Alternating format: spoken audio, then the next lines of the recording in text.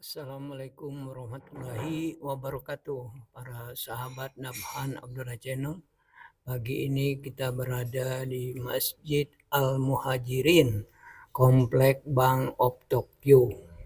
Dalam rangka mengikuti kajian Ahad Subuh yang akan diisi oleh Bapak Haji Sueb Aidi yang bertemakan menyegerakan diri bertobat kepada Allah Subhanahu wa Ta'ala. Para sahabat sekalian, silakan menyaksikan. Wassalamualaikum warahmatullahi wabarakatuh. Bismillahirrahmanirrahim. Assalamualaikum warahmatullahi wabarakatuh. Bismillah, alhamdulillah, salatu wassalamu ala rasulillah nabiyina Muhammadin ibn Abdillah. La hawla wa la quwata illa billah, amma ba'd. Mari kita memanjatkan puji dan syukur kita kepada Allah Subhanahu wa taala yang telah memberikan kepada kita berbagai kenikmatan. Nikmat yang paling pokok adalah nikmat iman, nikmat Islam. Kemudian nikmat yang sering juga kita lupakan adalah nikmat sehat. Kita baru ingat ketika kita sakit. Kemudian nikmat waktu luang, dan baru kita ingat ketika kita sibuk sekali sehingga kita melalaikan kewajiban kita untuk beribadah kepada Allah Subhanahu wa taala. Kemudian salawat dan salam semoga tetap tercurah terlimpahkan kepada uswatun hasanah, manusia teladan, yaitu Nabi besar Muhammad sallallahu alaihi wasallam, serta keluarga, sahabat dan umatnya yang tetap istiqamah melaksanakan syariat Islam secara konsisten sampai akhir zaman nanti. Semoga kita mendapatkan syafaatnya pada hari akhir dari Rasulullah SAW. Pagi ini sebelum kita mulai kajian kita, baiknya kita berdoa terlebih dahulu untuk kedua orang tua kita, keluarga kita, sahabat kita, tetangga kita yang telah mendahului kita. Semoga Allah Subhanahu wa taala mengampuni semua dosa dan kesalahannya dan menempatkan mereka di sisi Allah Subhanahu wa taala sebagai tempat terbaik. Kemudian juga kita berdoa juga untuk kedua orang tua kita, sahabat, keluarga, tetangga kita yang mungkin pada pagi hari ini diberikan cobaan Allah Subhanahu wa taala, baik berupa kesehatan maupun yang lainnya. Semoga Allah berikan kesabaran dan Allah berikan ketenangan dalam menghadapi semua cobaan dari Allah Subhanahu wa taala. Untuk itu mari kita bacakan Ummul Quran Al-Fatihah. A'udzu billahi minasyaitonir rajim. Bismillahirrahmanirrahim. Alhamdulillahi rabbil alamin. Ar-Rahmanir Rahim. Maliki yaumiddin. Iyyaka na'budu wa iyyaka nasta'in. اهدنا الصراط المستقيم صراط الذين أنعمت عليهم غير المغضوب عليهم ولا الضالين. Amin. Pagi ini kita bahas mengenai memohon ampun kepada Allah Subhanahu wa taala, yaitu bertaubat, menyegerakan untuk memohon ampun atau bertobat kepada Allah Subhanahu wa taala harus dilakukan agar dimudahkan untuk mencapai ridha Allah. Allah Subhanahu wa taala ini sangat senang dengan hamba-Nya yang selalu bertaubat. Selain itu, seorang hamba juga tentu sebagai manusia biasa tempatnya adalah salah dan lupa, sehingga sangat mungkin melakukan kesalahan dan dosa, baik yang disadari maupun yang tidak disadari, baik pun itu dosa-dosa kecil maupun dosa-dosa lainnya. Allah Subhanahu wa taala menyuruh kepada kita untuk segera memohon ampun kepadanya. Kita lihat di surat Ali Imran, surat ketiga, ayatnya 133. Allah Subhanahu wa taala berfirman, A'udzu billahi minasyaitonir rajim. Wasari'u ila magfiratin min rabbikum wa jannatin 'arduhas samawati wal ardh. Dan wa'udzu'iddat lil muttaqin, dan bersegeralah kamu mencari ampunan dari Tuhanmu dan mendapatkan surga yang luasnya seluas langit dan bumi yang disediakan bagi orang-orang yang bertakwa. Jadi perintah untuk bersegera melakukan ampunan, mencari ampunan dari Allah Subhanahu wa taala itu adalah suatu kewajiban bagi kita sebagai kaum muslimin.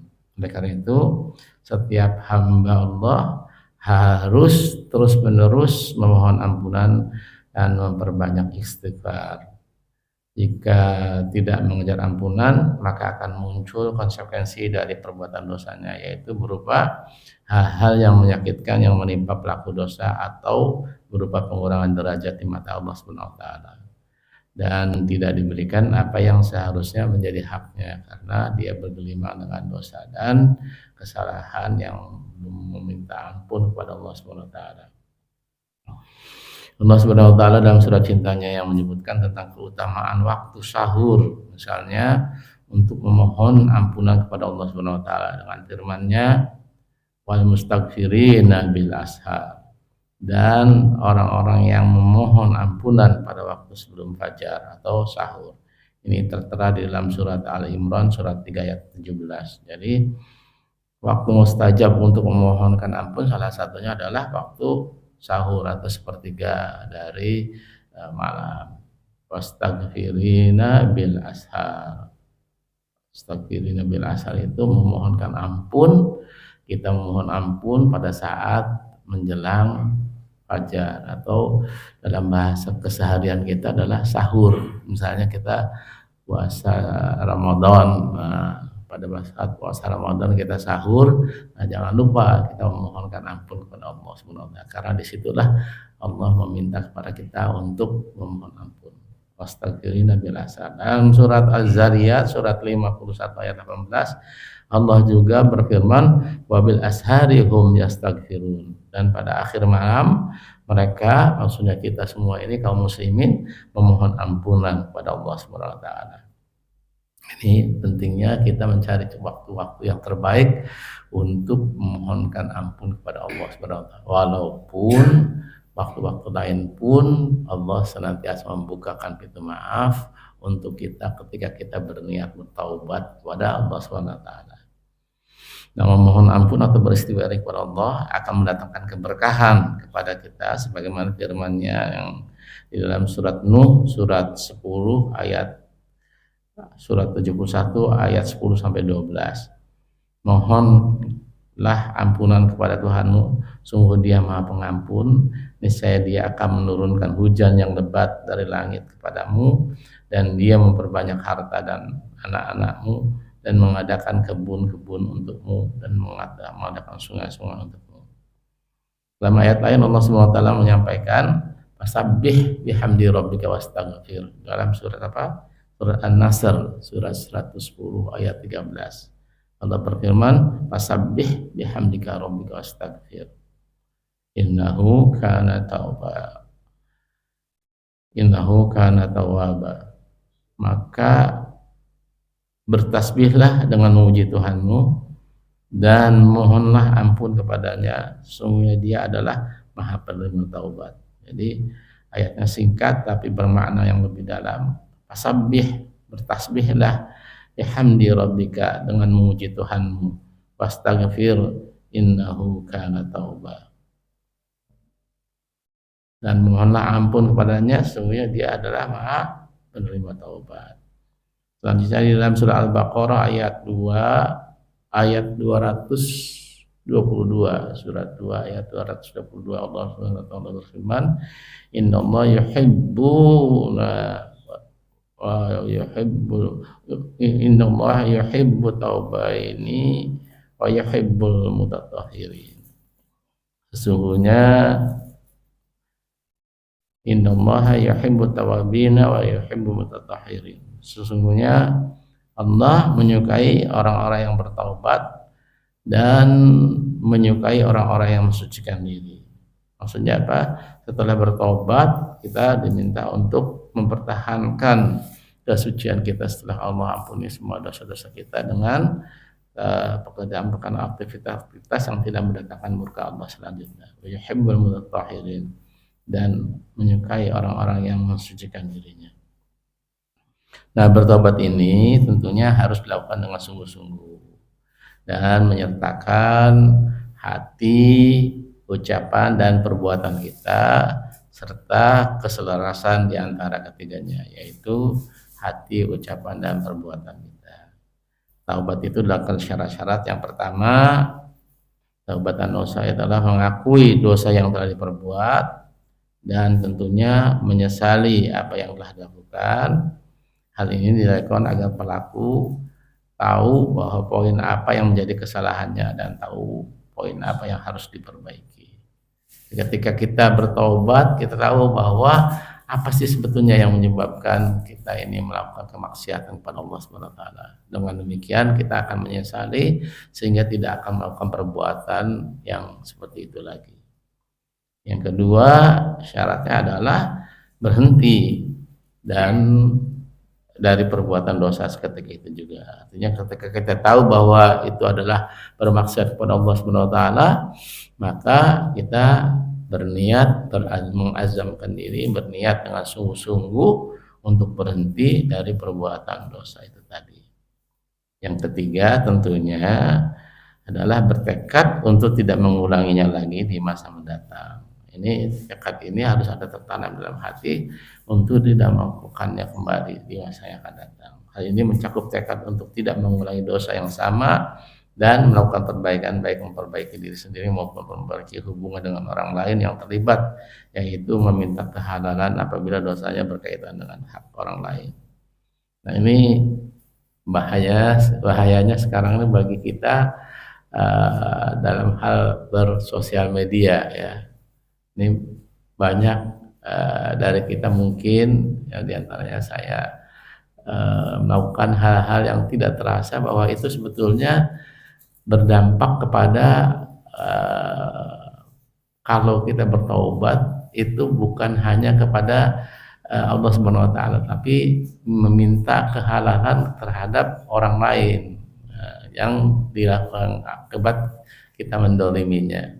Dalam sosial media ini seringkali kita ya saya mungkin suka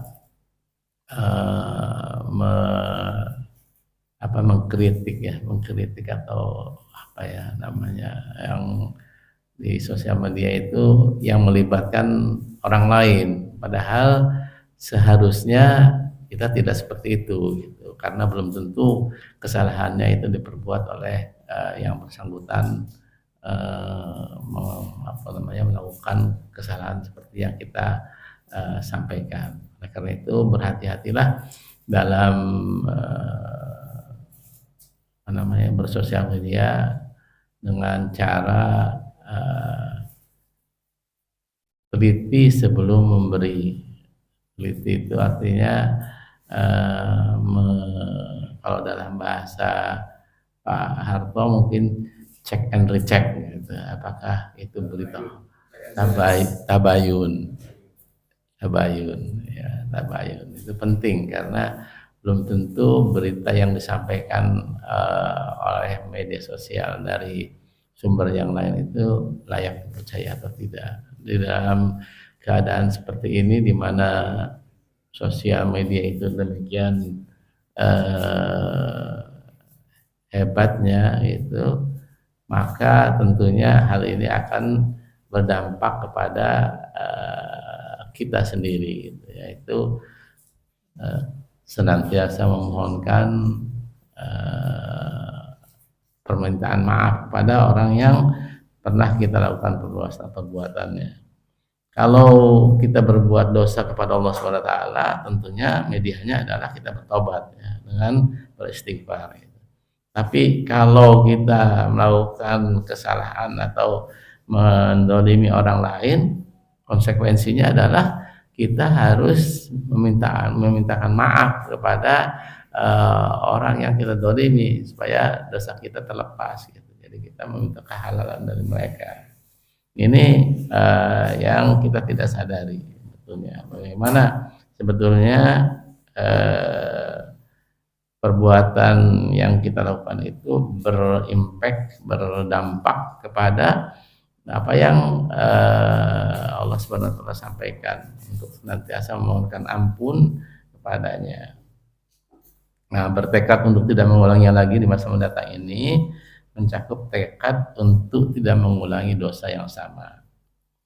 Nah, berhasilnya sebuah taubat atau permohonan ampun pada Allah Subhanahu wa taala itu tergantung sejauh mana seorang hamba berpegang teguh kepada agama Allah dan sejauh mana penjagaan Allah pada hambanya tersebut. Namun tentunya setiap hamba harus senantiasa berbaik sangka pada Allah Subhanahu wa taala. Karena sungguhnya Allah Subhanahu wa taala ini akan sesuai dengan prasangka hambanya. Kalau hambanya memohonkan ampun, maka Allah akan mengampuni dosanya. Tapi kalau kita berlaku sombong, merasa bahwa diri kita tidak berdosa sedikit pun, maka Allah tidak akan mengampuni dosa kita. Jadi tergantung prasangka hambanya, tergantung prasangka kita sebagai umatnya. Jadi bersangka baiklah kepada Allah, dosa sebesar apapun juga, sepanjang kita memohonkan ampunan kepada Allah Subhanahu wa taala, maka dosa itu akan diampuni Allah Subhanahu wa taala, kecuali apa? Kecuali syirik ya. Syirik itu tidak terampuni sebelum dia bertaubat untuk tidak melakukan kesyirikan lagi. Nah, hambatan dalam mengejar ampunan sejatinya itu adalah karena hawa nafsu yang ada dalam diri setiap individu. Nah, hawa nafsu ini ingin merasakan kesenangan yang memuaskan diri bagi pelakunya. Sedangkan taubat adalah aksi di mana hawa nafsu harus ditekan agar tidak lagi menguasai dirinya. Ya, secara bahasa, hawa nafsu adalah kecintaan terhadap sesuatu sehingga kecintaan itu menguasai hatinya. Kecintaan tersebut sering menyeret seseorang untuk melanggar hukum Allah Subhanahu wa taala. Oleh karena itu, hawa nafsu harus ditundukkan agar bisa tunduk terhadap syariat Allah Subhanahu wa taala. Adapun secara istilah syariat, hawa nafsu adalah kecondongan jiwa terhadap sesuatu yang disukainya sehingga keluar dari batas syariat. Di dalam surat An-Nisa surat keempat ayat 135 Allah Subhanahu wa taala berfirman yang artinya, maka janganlah kamu mengikuti hawa nafsu karena ingin menyimpang dari kebenaran. Jadi kita tidak diperkenankan untuk mengikuti hawa nafsu karena apa? Hawa nafsu itu akan membawa kita menyimpang dari kebenaran. Di dalam surat Yusuf surat 12 ayat 53 Allah Subhanahu wa taala berfirman, wa ma abra'u nafsi inna nafsa la'amaratu bis-su' illa ma rahima rabbi inna rabbi ghafurur rahim. Dan aku, maksudnya karena cerita ini cerita mengenai Nabi Yusuf, tidak mengatakan diriku bebas dari kesalahan karena sesungguhnya nafsu itu selalu mendorong kepada kejahatan kecuali nafsu yang diberi rahmat oleh Tuhan. Sesungguhnya Tuhanku Maha Pengampun, Maha Penyayang. Selanjutnya dalam surat Al-Kahfi surat ke-18 ayat 28 Allah Subhanahu wa taala berfirman, "Wa la tuti' man ghafalna qalbah an dzikrina wa taba'a hawahu wa kana amruhu furuta." Dan janganlah engkau mengikuti orang yang hatinya telah kami lalaikan dari mengingat kami serta menuruti keinginannya dan keadaannya sudah melewati batas. Sehingga ketika kita dalam keadaan suci, tadi Pak Satibi menyampaikan ayat surat Al-Fajr, ya ayat Tuhan nafsul mutmainnah, wahai jiwa yang tenang. Jadi kita akan dipanggil oleh Allah Subhanahu wa taala ketika kita berhasil bertaubat dengan baik, kemudian tidak melakukan perbuatan yang sama lagi, ketika kita meninggal akan Allah panggil, ya ayyuhan nafsul mutmainnah. Kemudian Allah sambutkan, irji'i ila rabbiki radiyatan mardiyah wadkhuli fi ibadi wadkhuli jannati. Jadi kita akan mendapatkan panggilan yang luar biasa. Wahai jiwa yang tenang. Jiwa yang tenang itu jiwa yang tidak dikotori lagi oleh nafsu-nafsu, yang nafsunya tadi membawa kepada kemungkaran. Kita akan dipanggil Allah SWT sebagai manusia yang berhati bersih. Ya ayyuhan nafsul mutmainnah, ya ayyuhan nafsul mutmainnah, irji'i ila rabbiki, masuklah engkau pada panggilan Allah, irji'i rabbiki radiyatan mardiyah, dengan keridhoannya.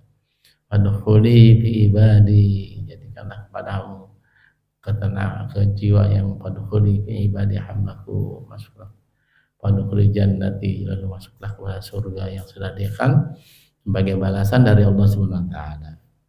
Nah, konsekuensi para pelaku taubat ini adalah mereka harus berusaha tentunya untuk tidak lagi masuk dalam maksiat yang sama, meski ia tahu hal itu akan memuaskan dirinya. Karena nafsu itu adalah sesuatu yang muncul dari dalam diri kita yang akan membawa kepada kemaksiatan. Tentunya kita harus bisa menahan untuk tidak melakukannya kembali. Taubat itu sejatinya adalah sebuah agenda yang sangat besar dan merupakan titik balik kehidupan. Taubat itu membutuhkan tekad yang kuat, butuh introspeksi diri atau muhasabah diri kita, dan perlu ekstra kesadaran yang tinggi. Pelaku dosa dan maksiat harus sadar bahwa ia telah lari menjauh dari Allah SWT dan menjauhi tawanan musuh, yaitu hawa nafsu. Ia harus tahu sudah sejauh mana ia telah melangkahkan kakinya menjauh dari Allah SWT.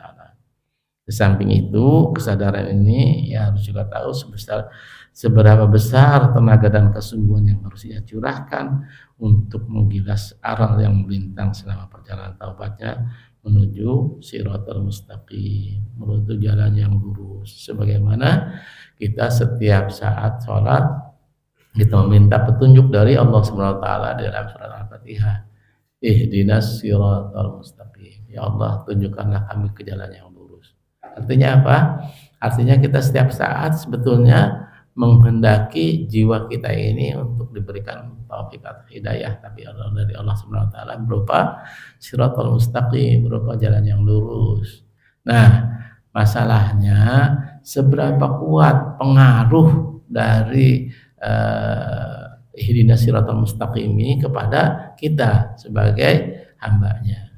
Karena Allah Subhanahu wa taala menyampaikan dalam surah Asy-Syams, "Fadhamaha fujuhara wa taqwaha." Gitu. Allah mengilhamkan kita fujur, keburukan, dan fujur wa taqwaha, atau ke jalan kebaikan, untuk ketakwaan. Nah, kalau dalam diri kita ini lebih kuat hawa nafsunya, maka seberapa besar, seberapa banyak pun kita menyatakan ihdinas siratal mustaqim, tunjukilah jalan yang lurus, ini akan mempan. Kenapa? Karena kita tidak bisa melawan hawa nafsu kita yang ada di dalam tubuh kita. Ini pentingnya bagi kita untuk senantiasa bermuhasabah, introspeksi diri. Setiap saat bertafakur, mengingat diri tentang kegiatan-kegiatan yang telah kita lakukan setiap harinya. Itu lebih baik lagi. Ada 6 manfaat setidaknya ketika kita memohon ampun kepada Allah Subhanahu wa taala. Yang pertama tentunya pengampunan dosa itu sendiri. Dalam surat Nuh, surat ke-71 ayat 10, Allah Subhanahu wa taala berfirman, "Faqultu astaghfiru rabbukum innahu kana ghafura." Maka aku katakan kepada mereka, ya, maksudnya Nabi Nuh menyampaikan kepada umatnya, mohonlah ampun kepada Tuhanmu, sesungguhnya Dia Maha Pengampun. Selanjutnya dalam ayat 11-nya Allah Subhanahu wa taala berfirman, yursilus samaa'u 'alaikum midrara. Niscaya dia atau Allah akan mengirimkan hujan kepadamu dengan lebat.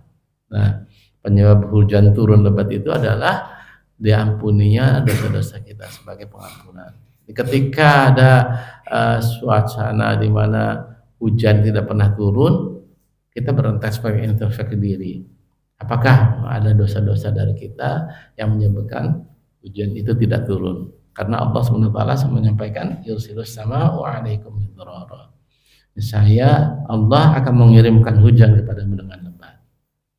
Selanjutnya Allah akan melimpahkan harta yang luar biasa kepada orang-orang yang mohon ampun.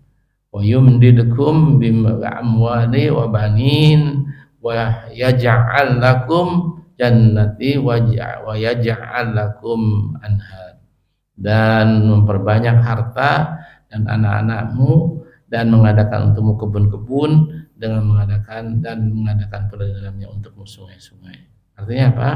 Artinya Allah berikan sedemikian rupa banyaknya harta, banyaknya anak, banyaknya kebun-kebun atau kalau sekarang mungkin karena nggak ada kebun di wilayah kita ya properti lah kalau misalnya ini untuk kita. Kalau kita benar-benar memohonkan ampun kepada Allah Subhanahu wa taala. Selanjutnya di dalam surat yang sama surat Hud surat ke-11 ayat 52 Allah Subhanahu wa taala berfirman dan dia berkata maksudnya Hud, wahai kaumku mohonlah ampun kepada Tuhanmu lalu bertobatlah kepadanya niscaya dia menurunkan hujan yang sangat deras atasmu dan dia akan menambahkan kekuatan kepada kekuatanmu dan janganlah kamu berpaling dengan berbuat dosa. Ini tentunya kekuatan yang di sini bukan hanya kekuatan fisik, tapi kekuatan batiniah yang berasal dari kedamaian berpikir dan hati nurani yang telah bebas dari dosa-dosa itu. Selanjutnya keutamaan dari beristighfar ini adalah memberikan kehidupan yang lebih baik. Sebagaimana Allah Subhanahu wa taala berfirman dalam surat Hud ayat ketiga yang artinya dan hendaklah kamu meminta ampun kepada Tuhanmu dan bertaubat kepadanya jika kamu mengerjakan perbuatan yang demikian, maksudnya meminta ampun dan bertaubat, niscaya dia akan memberikan nikmatan yang baik terus menerus kepadamu sampai kepada waktu yang telah ditentukan dan dia akan memberikan kepadamu tiap-tiap orang yang mempunyai keutamaan balasan keutamaannya. Jika kamu berpaling maka sungguhnya aku takut kamu akan ditimpa siksa dari kiamat.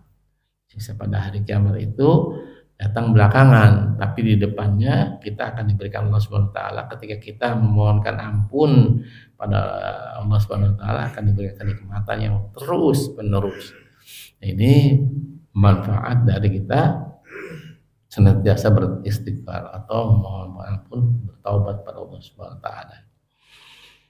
Jamaah salat subuh yang dimakan Allah Subhanahu wa taala, jika hidup ini akan dirasakan baik bagi mereka yang soleh dan takut, ini juga baik bagi mereka yang kembali kepada Allah dalam pertobatan, meminta pengampunannya dan menebus dosa-dosa mereka dengan senantiasa melakukan perbaikan, melakukan perbuatan-perbuatan yang baik. Jadi tutupilah dosa-dosa kita ini dengan senantiasa beraktivitas untuk kebaikan, terutama untuk bersedekah.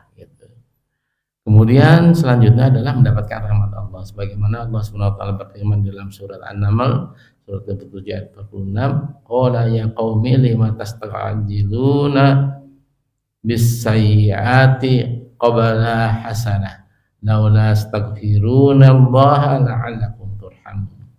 Saleh berkata, maksud Nabi Saleh berkata, wahai kaumku, mengapa kamu tidak meminta diserahkan keburukan sebelum kamu minta kebaikan?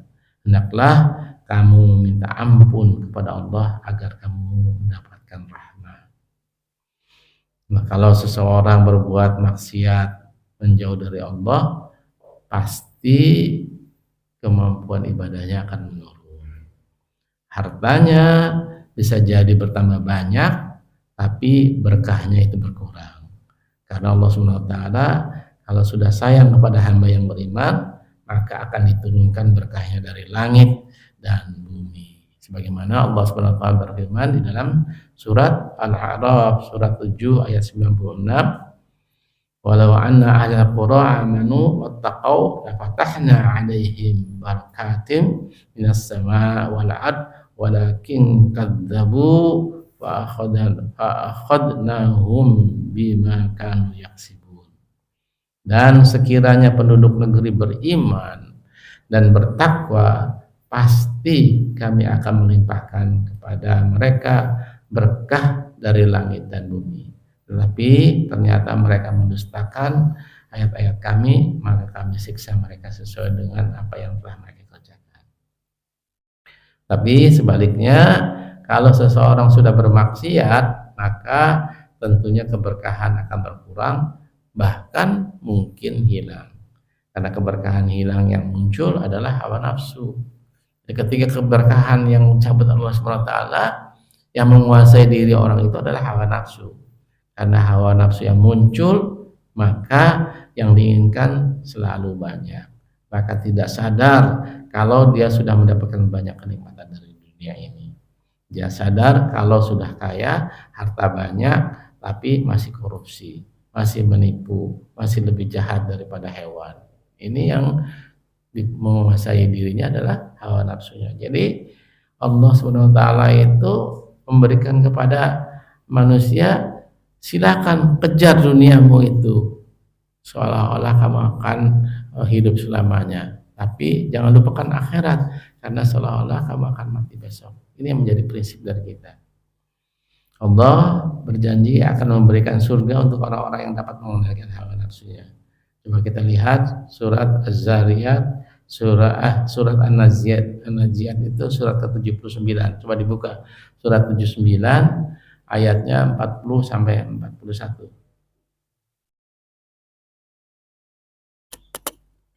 Ada yang bisa lihat aplikasi Al-Quran, surat An-Naziat surat 79 ayatnya 40 sampai 41. Coba. Mas Prima, silakan.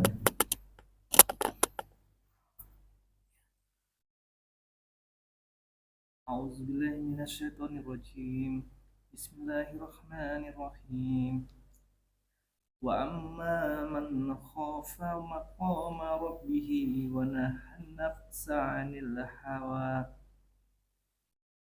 fa innal jannata hiyal ma'wa. Dan adapun orang-orang yang takut kepada kebesaran Tuhannya dan menahan diri dari keinginan hawa nafsunya, maka sungguh surgalah tempat tinggalnya. Ya, jadi Allah janjikan itu bagi kita yang senantiasa bertaubat, itu mohon ampun pada Allah Subhanahu wa taala untuk tidak mengumbar hawa nafsunya, yang menahan diri dari keinginan hawa nafsunya yang menguasai dirinya, maka Allah janjikan kepada mereka adalah surganya sebagai konsekuensi balasan dari apa yang sudah kita lakukan. Jadi senantiasalah kita memohonkan ampun kepada Allah Subhanahu wa taala. Rasulullah Sallallahu Alaihi Wasallam juga sudah mengingatkan bahwa mengikuti hawa nafsu itu akan membawa kepada kehancuran. Beliau Sallallahu Alaihi Wasallam bersabda, ada 3 perkara yang membinasakan dan ada 3 perkara yang menyelamatkan. Adapun 3 perkara yang membinasakan itu adalah kebakhilan. Bakhil itu artinya kita kikir, ya. Pelit, medit kalau dalam bahasa Cirebon namanya. Ingat ya Mas Kuliah, medit. Dalam bahasa Cirebon itu medit, kikir, bakhil, ya. Itu yang pertama, yang membawa kebinasaan. Yang kedua, kerakusan yang tidak ditaati, hawa nafsu yang diikuti, dan seorang yang membanggakan diri sendiri. Orang yang terlalu membanggakan diri sendiri itu akan membinasakan dirinya.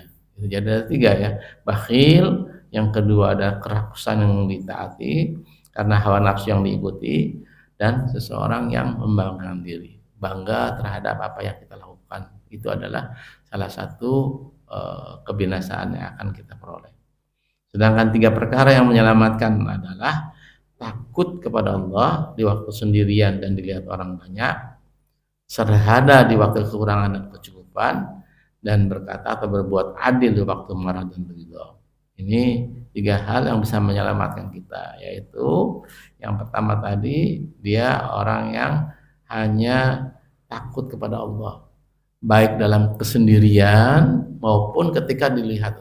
Ketika kita berjamaah ini kan paling gampang ya mohon ampunlah kepada Allah, dan kita merasa bahwa ya Allah ampuni semua dosa-dosa kita.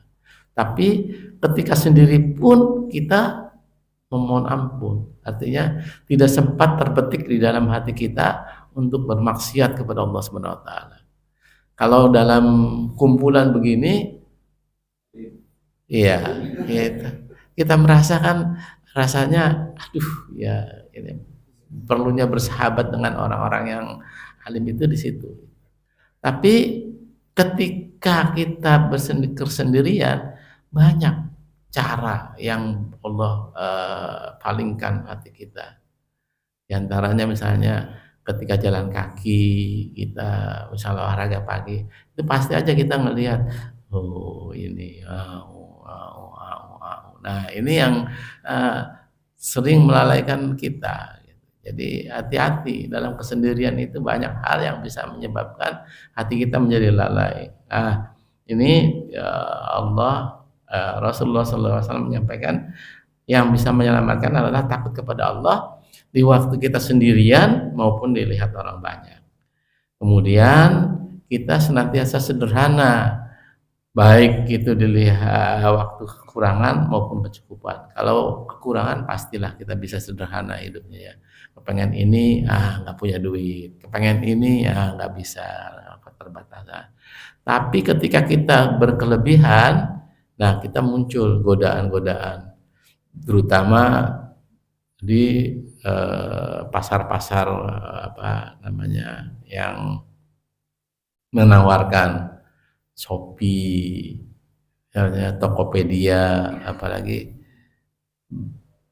beli-beli apalagi Lazada. Ini apalagi nih menjelang 10.10. Nah, ya kan? Itu godaan. Ketika kita punya duit gitu untuk kita tergoda gitu.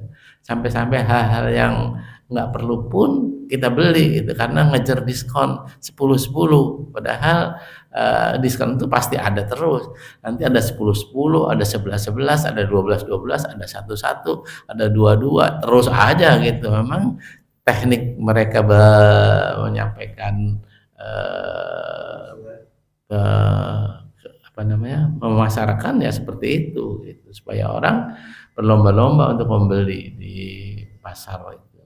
Nah ini yang kita merasa bahwa harusnya kita tetap sederhana sesuai dengan kebutuhan. Makanya Allah memberikan kita memohon sesuatu, belum tentu yang kita mintakan itu akan dikabulkan. Kita akan dikabulkan sesuai bukan kemauan kita, tapi keperluannya kita. Sesuai kebutuhan yang Allah berikan pada kita. Ini hadis dari Ibnu Abbas, Abu Hurairah, Abdullah bin Abi Uthah dan Ibu Umar radhiyallahu anhu. Nah, ada orang yang mengatakan setelah kita berpikir ini bahwa surga itu mahal. Padahal surga itu murah. Yang mahal itu neraka ya. Misalnya kita ke kafe, itu kan mahal, kita harus ngeluarin duit kan. Ya, di tempat kalau ini minimal berapa kalau minum di tempat minum kan harganya lebih. Aqua itu kan kalau di luar berapa, yang 3.000, tapi di tempat bisa 15.000. Nah, jadi itu hal-hal yang kita harusnya berpikir gitu. Nah, kenapa surga itu murah? Ya ini kayak misalnya kita ngaji Al-Quran kan gratis, tapi dapat berpahala. Kata Rasulullah, jangan kau katakan bahwa alif lam mim itu satu huruf, tapi alif satu huruf, lam satu huruf, mim satu huruf, dan kesemuanya diberikan 10 pahala kebaikan setiap satu hurufnya. Jadi kalau kita baca Bismillahirrahmanirrahim, alif lam mim, Alif lam mim aja 3 huruf. Artinya 30 kebaikan. Belum ditambahkan lagi misalnya kita dzalikal kitabul la raiba fihi hudal lil muttaqin. Berapa huruf yang di sana? Jadi itu gratis ya artinya. Kemudian puasa juga kan gratis gitu. Naik haji umroh juga gratis kalau kita dapat atau katakanlah misalnya seperti Pak Indra dapat umroh gratis karena dipanggil waktu itu Panglima Pak Agus siapa namanya itu waktu apel ngumpulin orang-orang siapa yang suka sholat subuh berjamaah gitu. Pak Indra datang. Kenapa kamu sholat subuh berjamaah? Ya karena manfaatnya besar gitu. Udah dapat umroh gratis gitu. Alhamdulillah. Nah, kita juga banyak cara, misalnya sekarang ini setelah syuruk, kita sholat 2 rakaat. Apa pahalanya? Pahalanya setara dengan umroh dan haji. Sempurna ya, tamat. Jadi orang yang sering duduk di masjid setelah subuh berzikir, ngaji atau berdiskusi agama gitu, kemudian syuruk datang, kita sholat 2 rakaat, Allah akan berikan kepada mereka pahala yang setara dengan umroh dan haji dengan sempurna. Tapi tentunya ya kita sangat menyayangkan banyak dari kita menyia-nyiakan waktu, menyia-nyiakan kesempatan, sehingga waktu itu memang berjalan seperti es batu. Nah, es batu tahu kan? Es batu misalnya bawa sekotak ini dipakai atau tidak dipakai itu akan mencair dan akan habis jadi air. Kita manfaatkanlah waktu yang kita punya ini. Saya 68 tahun, mungkin Mas Riz berapa sekarang? 53 gitu. Hampir sama ya, Le 25 ya. Hah? Jadi manfaatkan waktu yang tersisa ini supaya apa? Supaya kita bisa mendapatkan kebaikan-kebaikan di dalam hal kita menghadap Allah nanti. Allah akan tanya diapakan usia kita. Terutama kita harus sering beristighfar, mohon taubat kepada Allah Subhanahu wa taala. Nah, semoga ini memberikan inspirasi kepada kita untuk senantiasa berbuat kebaikan, kemudian melakukan hal yang terbaik untuk menyiapkan diri kita, yaitu menyiapkan hari esok, bekal hari esok. Dalam surat Al-Hasyr kalau nggak salah disebutkan ya ayyuhalladzina amanu taqullaha ya ayyuhalladzina amanu taqullaha wa la tanzur nafsum ma qaddamat lighad. Taqullaha innallaha khabirum bima ta'malun. Dia bertakwalah kepada Allah, menyiapkan kita untuk perjalanan yang lebih lama. Hidup di dunia ini kata Rasul paling umatku ini 60 sampai 70 tahun. Jadi kalau Pak Kartono udah lebih dari 70 tahun itu banyak bonusnya ya. Banyak bonusnya gitu. Insya Allah dengan kebaikan-kebaikan seperti ini yang diberikan akan mendapatkan bekal kita di akhirat. Baik, kita tutup dengan doa kepada majelis. Subhanaka Allahumma bihamdika asyhadu an la ilaha illa anta astaghfiruka